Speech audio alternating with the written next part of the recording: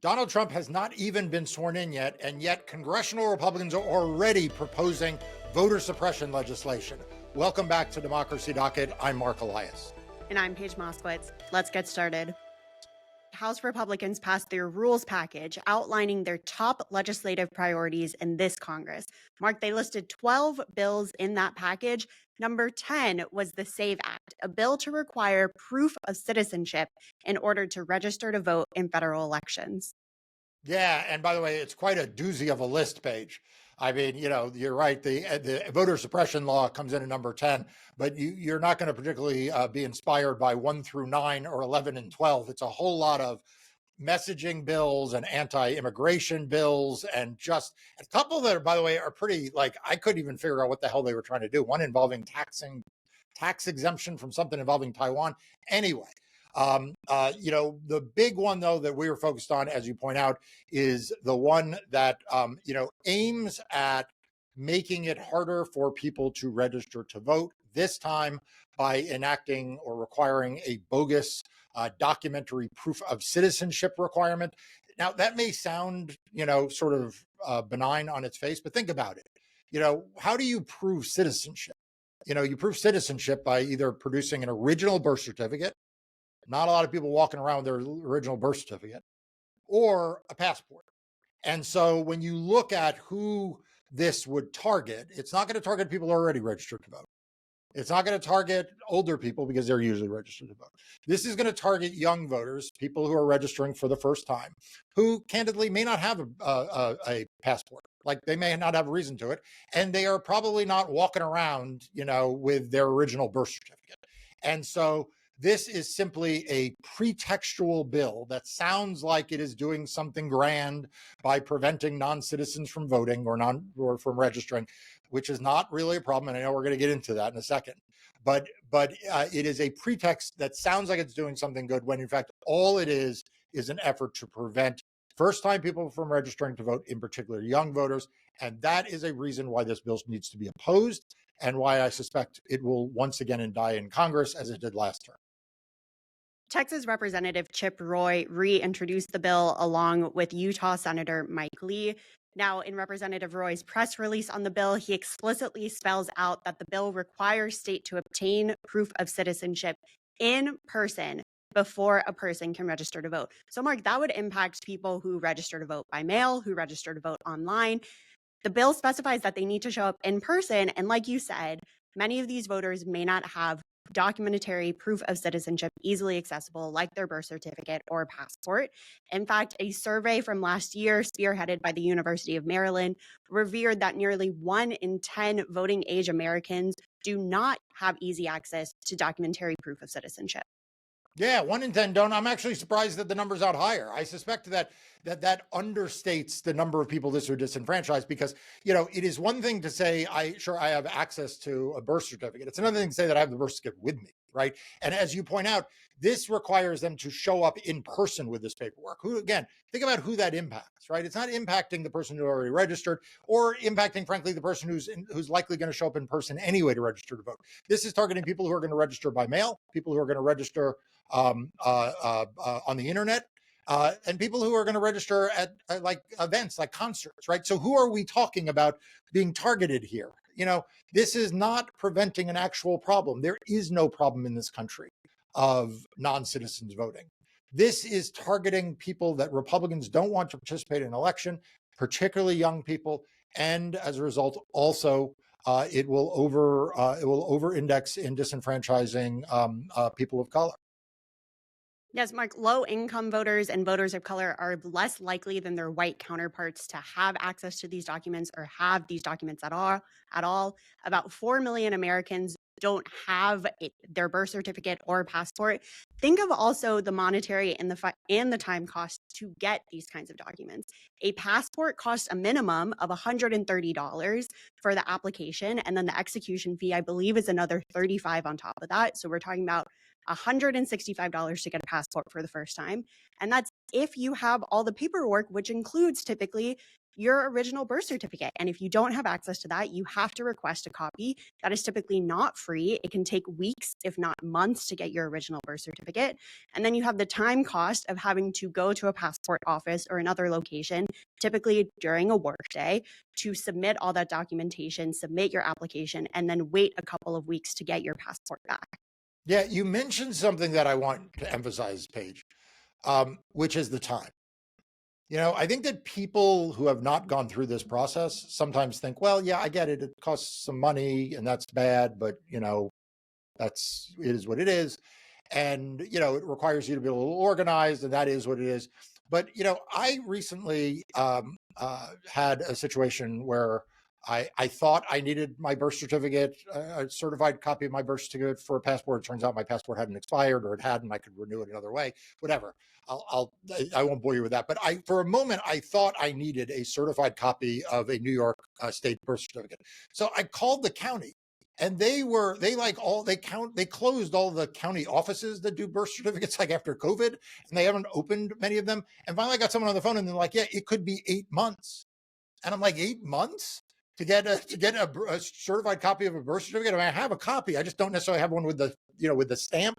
I literally have a very old fashioned one, right? So, and I'm like, how could it take 8 months? Like, you're New York State. And you've talked about this sometimes involving Texas and what it takes for people to, at the DMVs to get appointments. Like, people don't realize how states have built in, even states like New York that are not doing this, obviously, to suppress voting rights, but they've built in such long time periods that when you add these kinds of things, what you're really doing is telling people they're not going to be able to vote.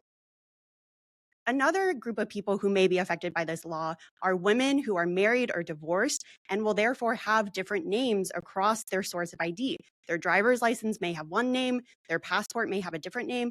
If they're married and change their last name, their birth certificate isn't going to match their name. So that's an additional obstacle that married or divorced women may face whose names have changed throughout their lives. And this is also something we've talked about before, Marc, when it comes to signature matching rules that disproportionately affect women because their married signature won't necessarily match their original signature when they register to vote if they've changed their names after marriage or divorce. Yeah, no, that's exactly right. We have talked about this in the context of signature matching for mail-in voting. As you point out, the handwriting may look the same, but the name is literally different. So someone who is matching the signature on file, which may be, Jane Smith, and now her name is Jane Walker. Yeah, the handwriting may look the same, but it isn't the same signature because it's a different name. And so you see more signatures rejected, which means more women get rejected than men for signature matching simply because of that. And as you point out, this is much more compounded than that. Like, this is actually much worse because, the signature matching context is usually between the time they registered to vote and the signature on file there and the time they vote. But here, as you point out, you're oftentimes comparing the birth name, right, which is the name they were given at birth, to the name they may have when they register to vote when they're 25, 30, 40 years old. And as you point out, they may have been married. They may have been married and divorced. They may have been married and married again. I mean, there are any number of iterations that women will have with their name as part of just the normal life cycle. And untangling that is not as simple as telling them, oh, by the way, sign your name the way you signed it when you registered, right? You can't just do a quick fix. Here, it's going to be really a further maze of paperwork that they will have to go through. Marc, another group of people affected by these name change rules are trans voters who may have changed their names throughout their lives. And this connects back actually to Republicans' listed number one legislative priority. The first bill they listed in this rules package was a bill to attack trans athletes. Now you can see the Republican anti-trans agenda playing out in schools, in sports, and now in voting as well. Yeah, and I told everyone, this list of 12 bills is really something to marvel at. I mean, the idea that the number one, you're the Republican Party, right? You think about this, you just had an election.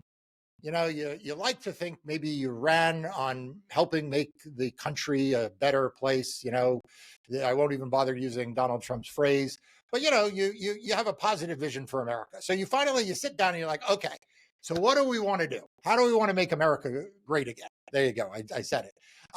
And so literally you're like, okay, what's the number one thing we can do? What's the number one thing you do? You target trans people who want to play sports. So that probably tells you as much about the Republican Party and its priorities as anything else we could say. But on the voting front, it's important to also tie this together with the broader election denier movement, because it is not like this bill stands as an island of concern that there is this unique problem involving non-citizen voting. First of all, as I have pointed out, it is a lie that has been called out over and over again and proved over and over again that there is no mass number of voters committing voter fraud at all, no less doing it by being non-citizens voting. It's a problem that does not exist. But beyond that, Paige, look at who the Republicans put forward as their validators, right? They put this bill out there, and do they put forward serious thinkers on democracy? Do they put forward people who are otherwise promoting an agenda that is sensible for America? No, it's like a list of like the top election deniers. You look at this press release and they've got quotes from Cita Mitchell, from Heritage Action Fund as executive vice president, from someone who is the honorary chairman of the Tea Party Patriots Action. And of course, let's not, I'm skipping over some people, but let's not forget Mike Davis, who is a big fan of mine on the Steve Bannon show, talks about all things democracy and courts. And that, this is who they roll out. This is who they think are going to persuade the American people that they're on the level in really caring about voting rights. Marc, Cita Mitchell is a particularly interesting figure to have comment on a bill like this. A couple of weeks ago, if you remember, she tweeted that every single lawyer in the voting rights division of the DOJ, in the civil rights division of the DOJ, should be fired. She was caught on a recording lamenting about how easy it was for college students to vote when there's a polling place on campus. Those are the types of people who are supporting this bill. Yeah. So look, I know that one of the big questions we always get in the comment sections of these videos is, what can you do? And so here's what I want you to do. This bill is probably not going to pass because I think Democrats are going to fight against it. But we're going to see iterations of this come up and up again. They're going to keep trying. They'll try to attach it to other legislation. They may try to introduce it at the state level. What we need is all of you to pay attention. What we need is all of you to stand up and call your member of Congress, particularly if they're a Republican, and tell them that this is not the values that you expect them to bring to Washington, D.C. This is not the values you expect them to bring to your state capital. If you live in a district with Democrats, call the Democrats too. It's good for the Democrats to hear that you have their back when they oppose laws like this. This is not a time to sit on the couch. This is not a time to tune out. This is the time to engage. And, this is listed as a top priority bill for the Republicans for the next 2 years. And the way this is going to be defeated is not by people stepping back, but by people stepping up. And so we need you to do that. We need you to call your representatives. We need you to engage with local community groups that are fighting this. And of course, if you are not already, please make sure you're subscribed to Democracy Docket. You can get its free daily and weekly newsletters, or become a paying member by clicking on the link above or in the show notes below. Thanks for joining this and watching this episode of Democracy Docket, and we'll see you next time.